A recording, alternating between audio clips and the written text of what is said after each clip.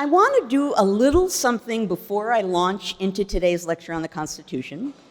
I'm doing it because today is September 11th, and I realized that I think all of the students here were not alive when September 11th happened, which makes me feel 892 years old. But I want to just read you a few paragraphs that I wrote within a day or so of September 11th, 2001, to commemorate the day, basically. And as luck would have it, when I went back and looked at it, it segues directly into the main theme that I'm going to be addressing in today's lecture on the Constitution. So just a couple paragraphs. It was published in September in the Chronicle of Higher Education, if you end up being interested and want to see the whole thing. Okay, so remember, this is from 2001. In a way that no one ever wanted or imagined, the events of this month have taken us back to the mindset of an earlier time when the American nation was newly formed. The generation that helped craft a new government in the late 18th century had a profound sense of the nation's vulnerability, both as a sovereign state and as an actor on the world stage. There was no telling if the United States experimental government would survive, and judging by the period's many crises, every reason to suspect that it would not. There was a constant fear that the new republic, supposedly a new and different breed of governance, would be subsumed by a foreign power, and a corresponding suspicion of foreign cultures and foreign loyalties. This crisis mentality led to the period's oft-noted high emotion, shaping a style of politics grounded on personal attacks and accusations and a defensive justification of any means to promote the proper ends. And that's actually going to be part of what I'm discussing next week. The United States is now feeling a national vulnerability as deep as any it ever felt before, given our long-standing confidence in our nation's power, reach, and international dominance. It's an unfamiliar feeling that we are all experiencing individually on a profoundly personal level, and emotions are high. Our national world as we understood it, standing alone, virtually invincible, no longer exists. Foreign powers, however they are ultimately defined, have breached our borders, and there can be no absolute promise that they will never do so again. We must reconstruct our understanding of our nation and its meaning in our lives. We must also remember, over the centuries, what has restored the American nation again and again is process. The workings of the national political process and its ultimate grounding in deliberation, debate, and compromise. Even after the nation dissolved into civil war, it reformed itself into something new and stronger, founded on the same basic grounding principles. At this time, when anger and outrage threaten to force a course of action, we can, and indeed we must, have faith in the constitutional process to guide us. Our emotions and their impact on pending political decisions will be the basis upon which future historians will judge our time. Now, that was from 2001. What I'm going to be talking about today is the importance and the meaning of constitutional process. And as you'll see, that means more than structure. It means a lot of different things. That's going to be an underlying theme of what I'm talking about today, and I'll circle back to this at the end. I'll be talking about more than just the fact that the Constitution creates a structure of governance. You'll see at the end what I mean that's bigger than that. So as we turn to the Constitution, in the last few lectures, we've been watching the new nation slowly begin to figure out its shape and form, essentially figuring out what kind of a nation the United States would be. Just beginning. We're still figuring that out, but they're beginning.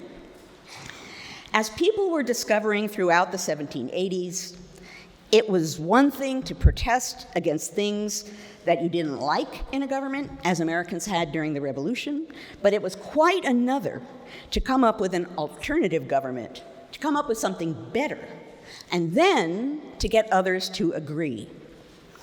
It took years to get to the point of the Constitutional Convention, and I don't have time to go into detail about it, but the convention was only reached essentially by backing our way into it. There are a number of conferences and meetings in which people kept getting together from different states and saying, wow, trade and commerce is really hard. Maybe we need to do something about the government. And eventually they backed their way into realizing that something had to happen about the Articles of Confederation. So essentially, everyone did not join hands and say, of course there must be a stronger Constitution, as much as Alexander Hamilton probably wished that that is precisely what would have happened. People were really figuring things out. The creation of the Constitution and its ratification was a process, and it created a process. This was a debate. It was a national debate during which people really seriously considered what they were doing and what it might mean. The process, the fact that the nation did have a debate, is significant. And it's not a process that was disconnected from the Revolution. The things that Americans had been yelling about during the Revolution were not just rhetoric. People had been truly arguing about and defending what they considered to be their fundamental rights and privileges as British subjects. So now, years later, as we're looking at arguments over a new form of government, some of these same things are being yelled about. People's fundamental rights as American citizens, among other things. People considered these things to be the legacy of the Revolution, right? If you've just engaged in the Revolution, you understand that you're breaking away from something that you knew, and you're reaching for something that you consider to be better. Whatever happens after that point, particularly when you know you're figuring out new forms of government, you're going to know that what you're ultimately talking about is the legacy of the Revolution. The Revolution was aimed at breaking away from England to have better and more just forms of government, among other things. So the debate over a new constitution was not just a high-level, ethereal, rhetorical, political debate. It was about the potential ground-level legacy of the Revolution. Now think back to last week when I mentioned Pauline Mayer's book on the Declaration of Independence, and I talked about, she has that chapter in it titled The Other Declarations, that shows how individual towns were debating independence so they could decide what they felt about supporting it. I always find that, I probably said this when I talked about it, profoundly moving.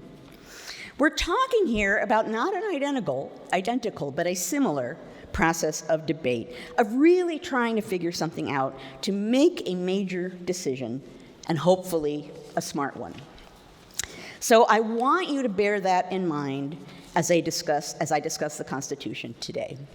We're not talking about a done deal. We're not talking about something inevitable. We're talking about a process of debate and decision-making. And it's a debate that was fundamentally about the placement of power, which is really the heart of governance as a whole. Now, I'm going to focus basically here on several main areas that were vitally important and that cut to the heart of what I just mentioned, the placement of power. And I have to say, because I feel some responsibility to James Madison, whenever I give a lecture, and it's only the one lecture I can actually commit to the Constitution, he's spinning in his grave, and I'm really sorry, James. I'm really sorry. I can't go into more detail. I'm doing the best I can with the time that I have. So you're not going to get a super deep analysis of every part of the Constitution. Today's lecture is going to emphasize the process of creating the Constitution and some of the controversies that were bound up with that process, with that debate, and with the placement of power. Controversies that were bound up with the causes and logic of the Revolution that remained important during the debate over the Constitution. Now, in the same way that it's easy, I've talked before about all of the of courses we have when we think about early American history, it's just as easy to assume that nationalists like James Madison and Alexander Hamilton were right, and that their opponents were short-sighted and wrong. These nationalists, men like Hamilton and Madison, felt that they were vindicating the revolution and preserving its achievements. And when we look back with the advantages of time, we can see their point. But this strong nationalist argument was not the only argument circulating at the time. And if you're reading this week's assigned readings, you're getting a very good taste of that by reading Federalist essays and anti-Federalist essays. Even before the Constitutional Convention, people had valid fears about what might result from it. Fears about a strong centralized government that would be strong enough that the states might not have any role at all. And that kind of fear led some states to feel that they perhaps shouldn't participate in the Constitutional Convention at all. In essence, some people really feared that strengthening the national government in this way was some kind of a counterattack against everything that the revolution had meant. This was a real debate going on in every state. And to give you a sense of the flavor of this debate, I'm once again going local. And I just want to offer you a taste of what the Connecticut debate sounded like when they were deciding whether to send people to the Constitutional Convention.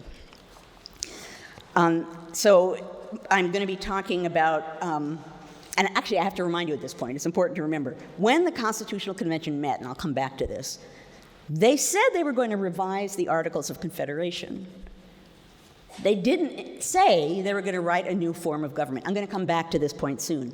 But initially, the purpose of the Constitutional Convention was to strengthen in some way the Articles of Confederation.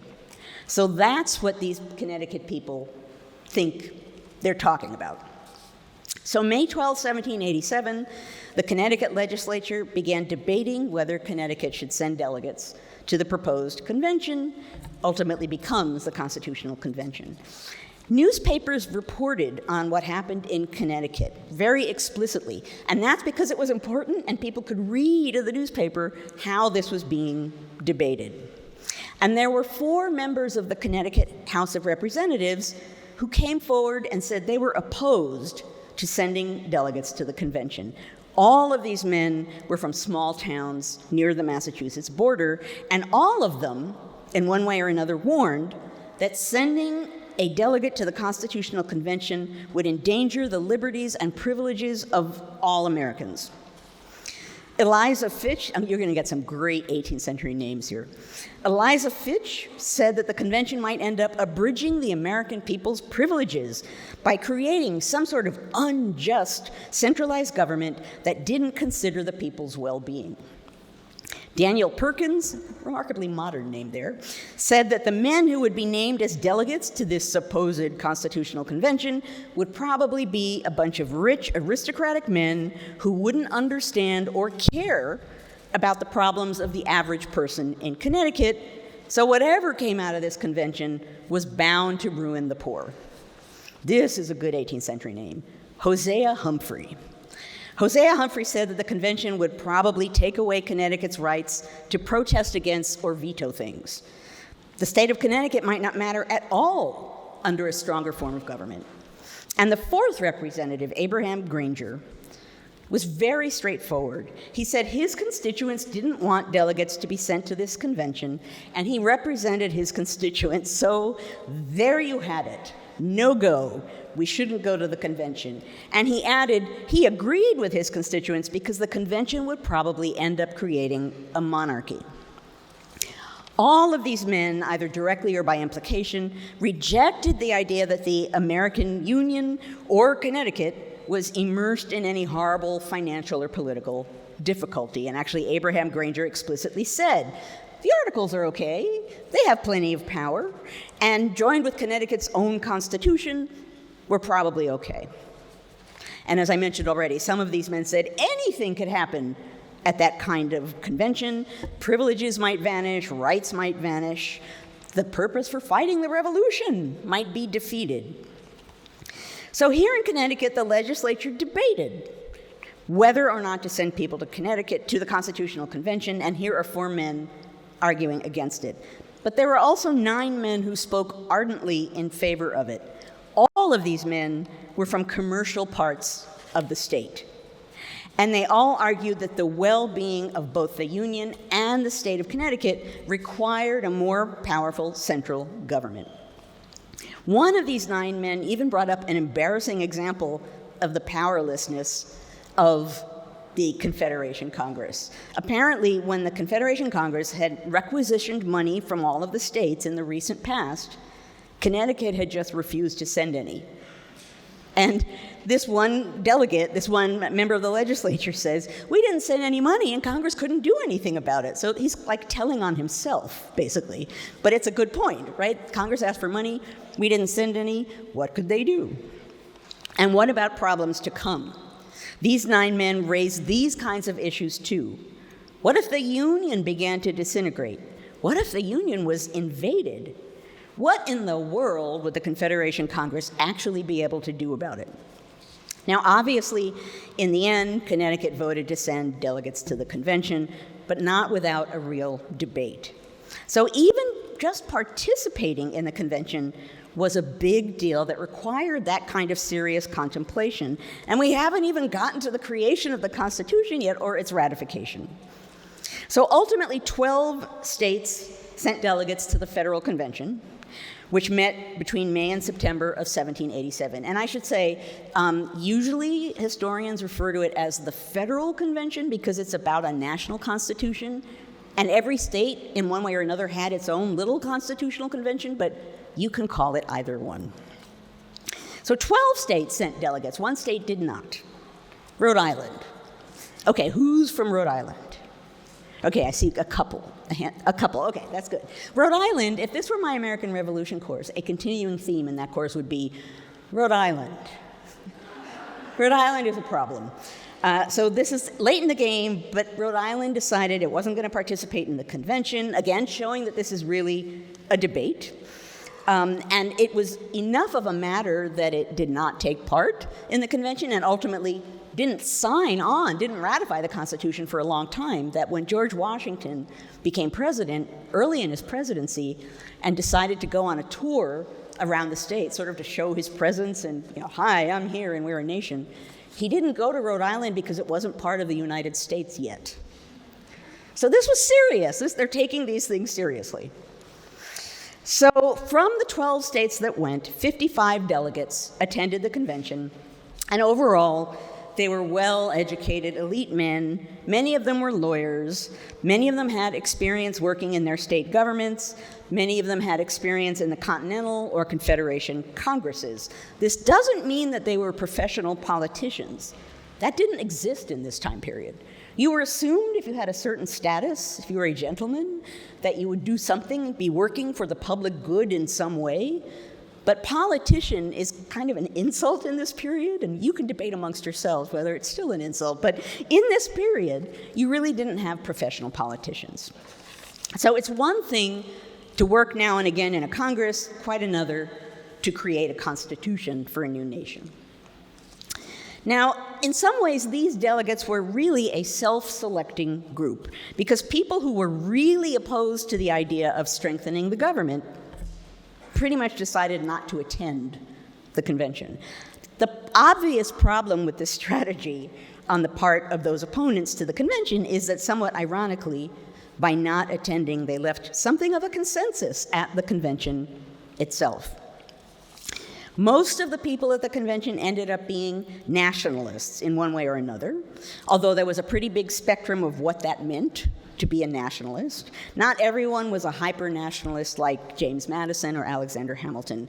But regardless, because people who fully opposed strengthening the national government largely didn't attend, it meant there was a certain level of fundamental agreement at the convention. Though it's important to note that in the end, even some of these men who attended decided not to sign the final Constitution. 2 of the delegates to the convention were particularly well-known, and their presence actually mattered. One of them is George Washington. He presided over the convention. By this point, and I always say to my students, you should avoid saying things like, this was the most important man, this was the most important moment, because you're almost always wrong. In this case, his presence there really mattered. He was the most trusted elite figure in the United States at the time. Why? Because at the end of the revolution, he went home. He surrendered power. That's not what happens after wars in world history. In world history, victorious generals take power. Washington resigned his power and went home. That made him the most trusted man in the United States. Even King George said something along the lines of, well, if that's true, he'll be the greatest man in the world, right? Who gives up power? So by his being there, it was assumed that the people might trust, a little bit at least, whatever was going on at the convention. So he's kind of already a legend in his time. The other person who was there who people really knew about and whose presence really mattered as far as his reputation was Benjamin Franklin. He had an international reputation at this time. His presence there suggested that whatever was going on in Philadelphia was important and had some major support. Now, James Madison also played a major role at the convention. I'm going to come back to the sort of concrete legislative way in which he did that, but it's worth noting that one of the many ways in which he played a major role in the convention has to do with the notes that he took on what was happening. He basically sat there and recorded every day everything that happened. Although I will say, as someone who has read over his notes, he didn't include any of the jokes. Constitution making is a serious business. But aside from that, he recorded everything that happened. He often went to the people who had been speaking and asked them to confirm that he was being accurate. And there is a box at the Library of Congress that contains Madison's notes from the convention. The Library of Congress has a safe that includes its top treasures. And one of them is this little box of Madison's notes detailing what was said at the convention, because there were people who took notes on parts of it, but Madison really offers the most full understanding we have of what went on. And I suppose it's not surprising if you know anything about James Madison. He has this little tiny neat handwriting. And he has, you can see him crossing out and inserting compromises in. I mean, you can, in a sense, not only see the process unfolding in the words, but even in the process of him recording it on these little bits of paper. So Madison's notes ended up being significant to an even greater degree because it was agreed at the start of the convention that its proceedings would be kept entirely secret. The logic being that if everything was kept secret, delegates would feel free to really speak their minds without being scared of what the public would think. So, for example, if someone wanted to rise to his feet and argue that what the United States really needed was a monarchy, he could feel free to do so. And Hamilton said some rather strong things at the convention, and they haunted him until the end of his days. And what he said towards the end of his life was, and he literally says this in one letter, I thought this was secret.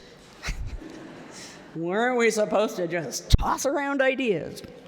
Okay, so Madison's notes are important, but what's particularly significant about Madison's role in the convention was his creation of a plan of government, which ultimately becomes known as the Virginia Plan. Madison arrived at the convention with a plan of government in hand, so in a sense, he immediately set the terms of debate. Now, he may have devised that plan of government, but given that he was already known to be an extreme nationalist, he wisely decided not to present his plan himself. So he asked someone else to give it who would not immediately be recognized as an extreme nationalist, so maybe the plan would be listened to. He asked fellow Virginia delegate Edmund Randolph to present the plan. And Randolph was popular, and Randolph was influential, and Randolph was an impressive speaker, unlike little James Madison.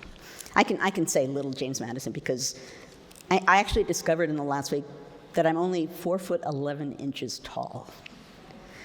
I wanted to grow old being 5 feet tall, and now that has lapsed. So I can speak about short founders. Okay, so on May 29th, just a few days before the convention opened, Randolph stood up and very diplomatically and gently raised the subject of altering the Articles of Confederation, though as you're about to see, his suggestions entailed a lot more than that. So first, he reviewed the weaknesses of the Articles. Then he proposed a series of resolutions, the first one intended to put people off their guard, to calm the nervous. His first resolution resolved, quote, that the Articles of Confederation ought to be so corrected and enlarged as to accomplish the objects proposed by their institution, namely, common defense, security of liberty, and general welfare. So first he says, okay, let's correct and enlarge the Articles. What followed was not that. What followed was a rather radical plan of government that did far more than correct the Articles. It basically proposed to demolish the Articles of Confederation and create in their place a new strong national government grounded not on the individual states, but instead on the American people themselves. This plan of government, the Virginia Plan, proposed, and this will all sound very familiar to you, that the new government would have three branches. The first was a bicameral legislature, the lower house elected by the people, the upper one selected by the lower house from candidates named by state legislatures. The national legislature would have the power to nullify any state law contrary to the Constitution, and representation would be based on population. The second branch was the national executive. The executive would have a qualified veto over acts of Congress. It wasn't specified in the Virginia Plan whether the executive would be a single individual or a committee of several men, nor was the term of office specified, and we're going to come back and talk about that in a moment. And of course, the third branch was the national judiciary, which consisted of one or more supreme judges and inferior courts to be chosen by the national legislature to hold office during good behavior. So you can see the outline of what we end up with. You can also see a lot of things that we do not end up with in our Constitution. The Virginia Plan also had a flexible amendment process and a procedure to deal with the admission of new states. As I just said a moment ago, you can hear the basic outline of what we end up with. So at the start of the convention, things look kind of auspicious for the nationalists. And sure enough, early on, there's a vote that the new national government ought to be established consisting of a supreme legislative, executive, and judiciary branch. And that's accepted. And that's a major victory, a commitment to set up a supreme central government with three branches. More nationalist victories followed. For example, the convention decided to make the executive one man, giving one man more power than might have been expected. The logic for this is really interesting. So there was a debate, and I'll mention this again in a few minutes, there was a debate about the executive and how powerful he should be and how much power he should have, and the idea of having three men or more in a council was, we don't want to give a lot of power to one person. You can't give all that power to one person. So let's give it to several people, and things will be safer that way. The argument against that was, if you have several people, a council, an executive council of some kind, one of them can do something wrong and then hide behind the others. So the idea was, if you have one single executive, if he does something wrong, it will all be obvious that it can be pinned on him, so shame will prevent a single national executive from doing anything that really violates the basics of the United States. It's in there in the Federalist. Find it. That was the argument. Okay, so then they began to discuss representation in the lower house of the legislature. I'll talk about this again in a little bit more detail in a moment. For now, I'll state the obvious, which is clearly smaller states didn't like the idea of having representation in Congress be based on population, and large states were a lot happier with that idea. Small states had good reason to fear that larger states would simply overpower them. So on June 15th, William Paterson of New Jersey, not a huge state, New Jersey always gets kind of a bum rap. Okay, I gotta ask, New Jersey. Ooh, a lot of New Jersey. Okay, I'm not gonna say anything too bad about New Jersey, I promise. William Paterson of New Jersey, not a huge state, produced his own plan, conveniently enough called the New Jersey Plan, that was supported by other small states like Delaware and Connecticut.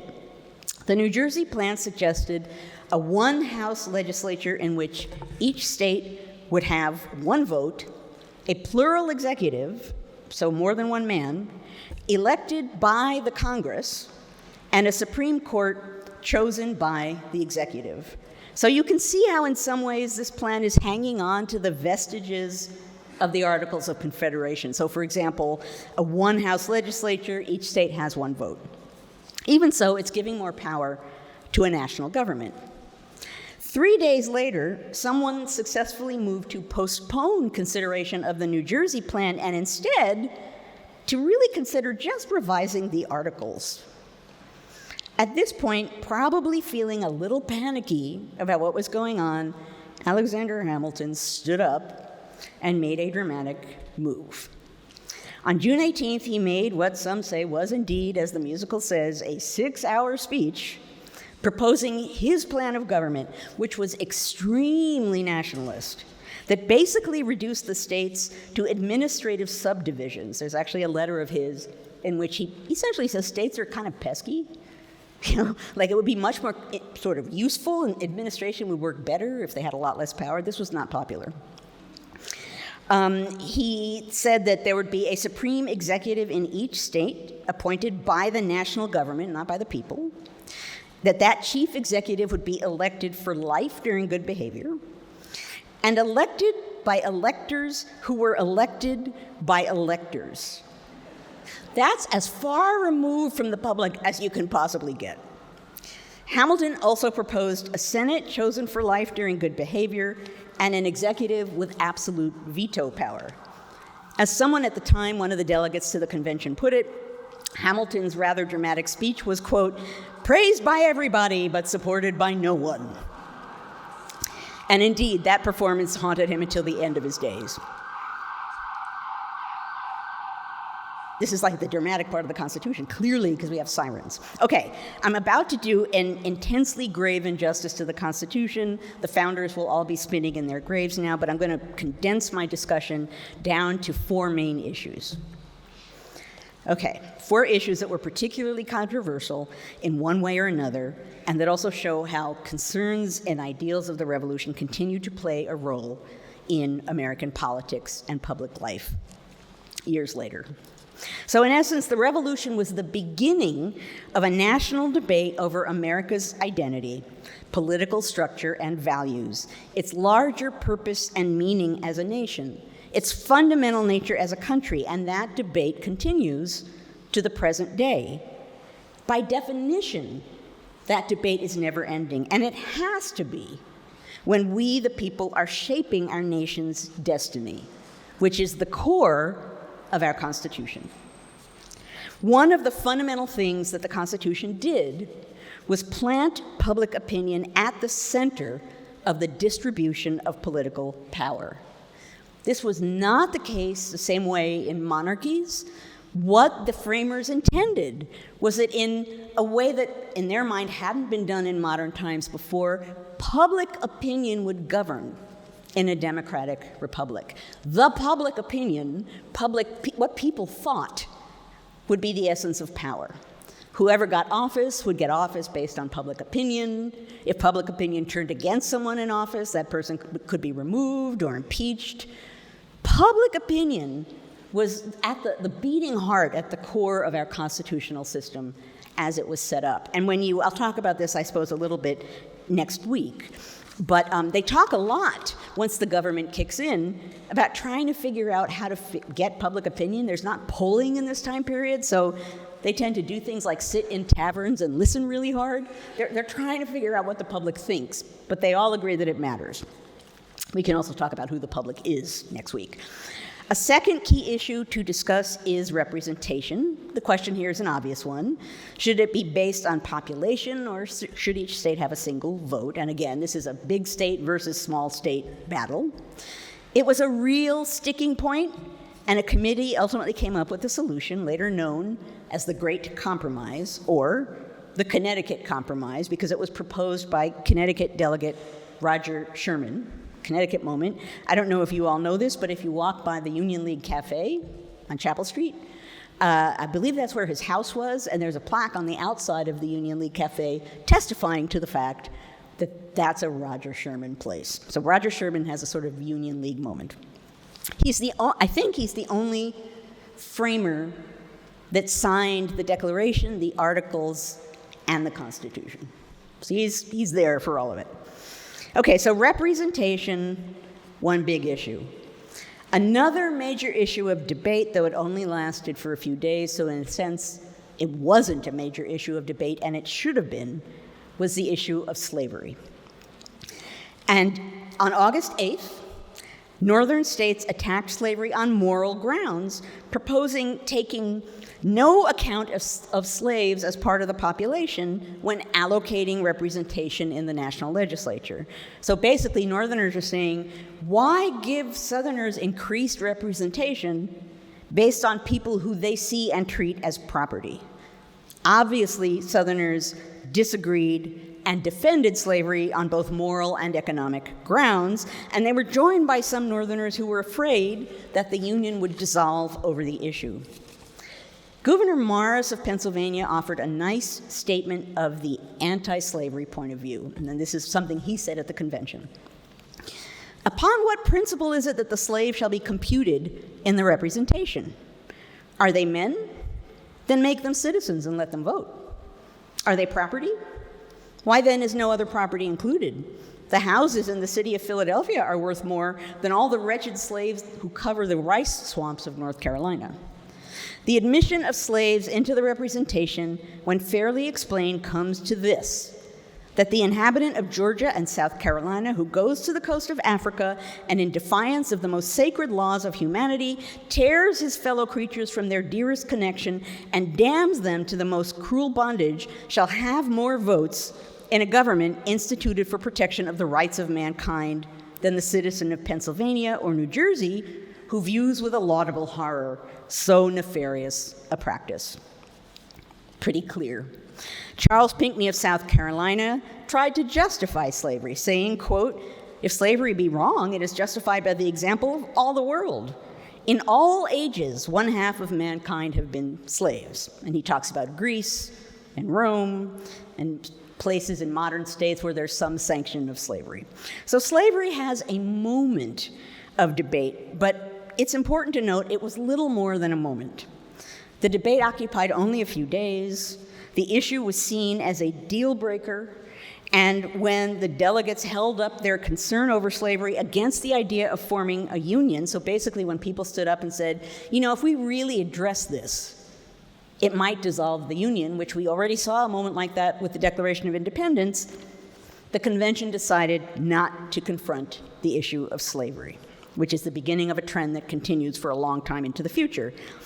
They even memorialized their inability to confront the issue in the document itself. In Article 1, Section 9 of the Constitution, the article that deals with Congress, it says, quote, "The migration or importation of such persons as any of the states now existing shall think proper to admit shall not be prohibited by the Congress prior to the year 1808. It's the most indirect language you can imagine. It's basically saying Congress can't stop the slave trade before 1808. But look at how indirect that language is. The importation of such persons as any of the states shall think proper to admit. Can there be a more indirect way of referring to slavery? So the words slave and slavery don't even appear in the Constitution, the original Constitution. Even more noteworthy, slavery was embedded in the Constitution in a more direct way, having to do with representation. Obviously, Southerners wanted enslaved people to count in computing how many representatives they would have.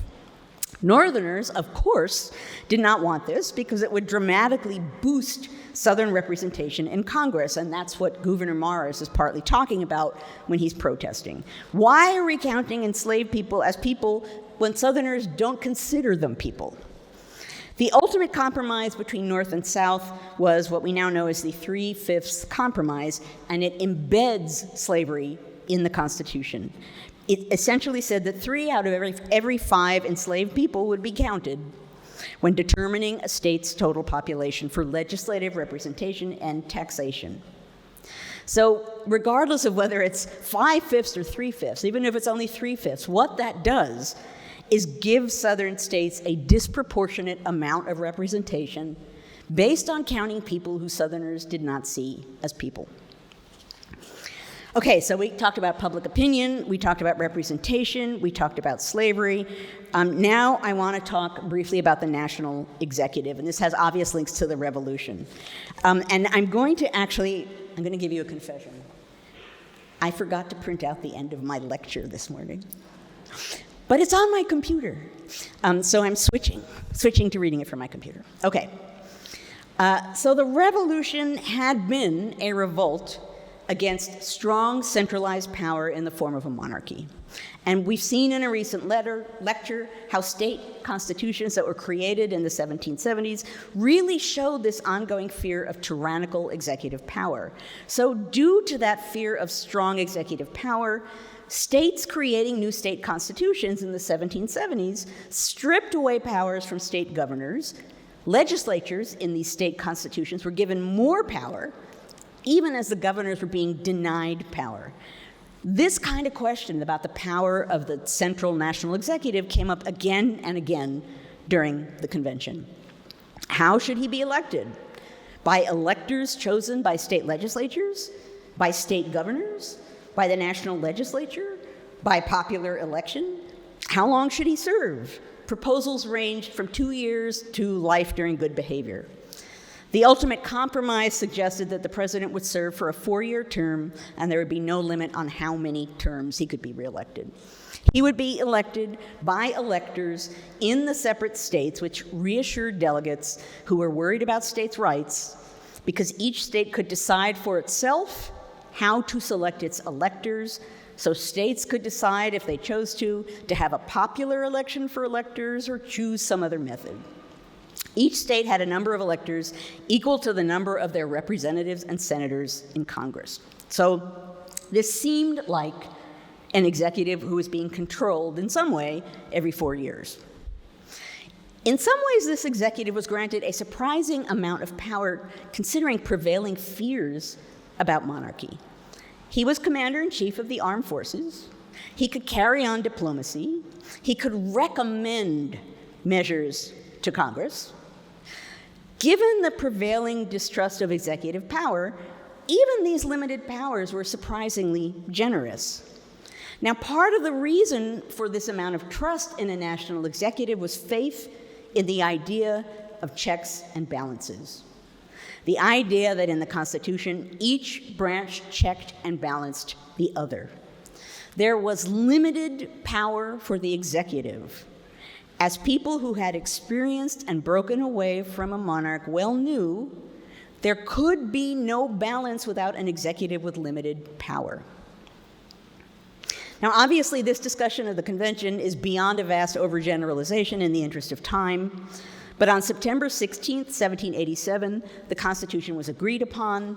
On September 17th, 1787, it was signed and sent to the Confederation Congress to pass on to the individual states so they could ratify it. Now, the ratification of the Constitution was also a debate because there were any number of things that could have gone wrong at this point. For one thing, the Confederation Congress might just disapprove of the Constitution and refuse to send it on to any state. The convention had done something it wasn't asked to do. It had created a new government. It was asked only to revise the articles. So it could have been that the Confederation Congress said, interesting thing you've done here, we're not interested in passing it along. So they could have just stopped it right there. For that same reason, individual states could have rejected the Constitution and refused to ratify it. And even if some states seem likely to ratify it, if large and influential states like Massachusetts or Virginia or New York rejected the Constitution, their influence might compel other states to follow their example and vote against it. So those who really supported this new Constitution had quite a challenge facing them. If the Constitution made it to the states for ratification, if the states agreed to consider it, there still had to be a debate about whether or not this Constitution felt like a just and trustworthy division of power. Now, talking about ratification brings us to the Federalist essays. I have to offer you a factoid that I found out this morning. So many people, probably the majority of people, refer to the Federalist as the Federalist Papers. Probably many of you have assumed that's what it is and seen it. That was not their name. They are the Federalists. When you see them publish, and what I have here for you is actually a newspaper from the period showing you what it looked like when it appeared in a newspaper column, because that's how the Federalist was released, in newspapers. There's some kind of goofy thing to its left making fun of various kings in other countries, and then to its right, you can see the Federalist #1. It becomes the Federalist Papers, apparently, in 1961. Why? Because of the book I assigned you. I didn't know that till this morning. So Clinton Rossiter, in 1961, decided the Federalist Papers, that's what he was going to call it, and that caught on. So, and I have now, like, somehow or other sinned by assigning that book for this class, except it's a really good collection. His introduction is really good, but now you're holding the beginning of where the Federalist Papers comes from. Okay. Now, the Federalist essays were not objective. They were a commercial advertisement selling the Constitution. All told, there were 85 essays, each of them published in New York newspapers between October of 1787 and May of 1788. They were brought out in book form in June of 1788. They were intended to influence the New York ratification debate, and then, of course, they were sent to other states. Now, as suggested by its title, the Federalists, although it demonstrated many things about the Constitution, had one overriding argument, and that was the benefits of federalism, not nationalism. The authors were sure to stress they were not talking about nationalism. Nationalism was terrifying. That suggested one really big national government. States no longer mattered if you're talking about nationalism, but federalism was more comforting. It's about the national government and state governments. Now, to demonstrate how badly the government needed to be energized, the Federalist essay showed again and again the disaster that would reign if the Articles of Confederation were allowed to continue.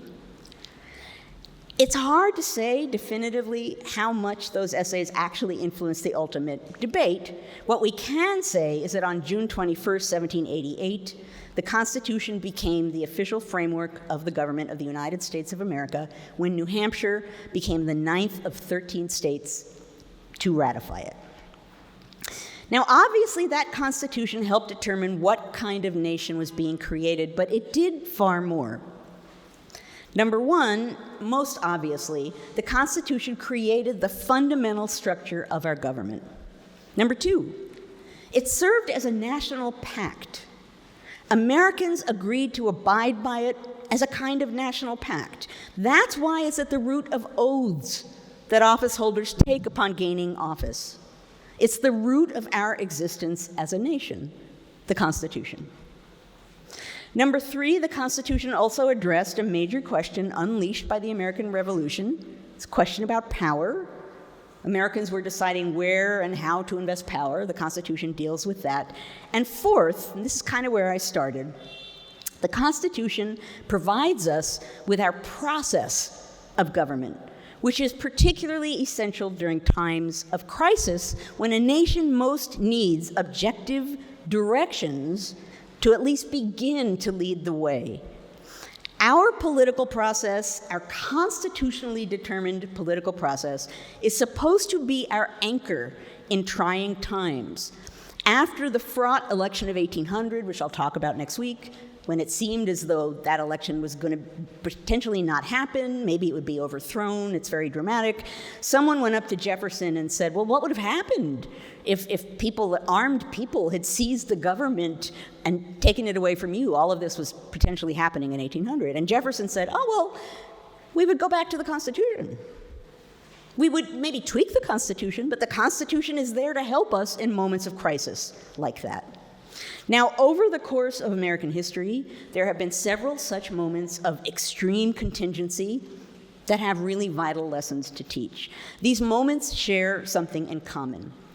In one way or another, there are moments when the American people know that something fundamentally American is up for debate. In a sense, these moments are pathway moments, moments when serious talk is happening of some kind of fundamental change in the national ethos. The 1790s was one such moment when the nature of the ground level workings of democracy in the new nation was under debate. How democratic would the new nation be? That's the beginning of that conversation. The 1850s were another, when slavery was under debate. David will get up and talk about that. The 1960s were another, we now turn to Beverly Gage, when civil rights was under debate. And the present is yet another, a moment when, in part, we are once again debating the persistence and foundations of democracy. I promise I will be done in a moment.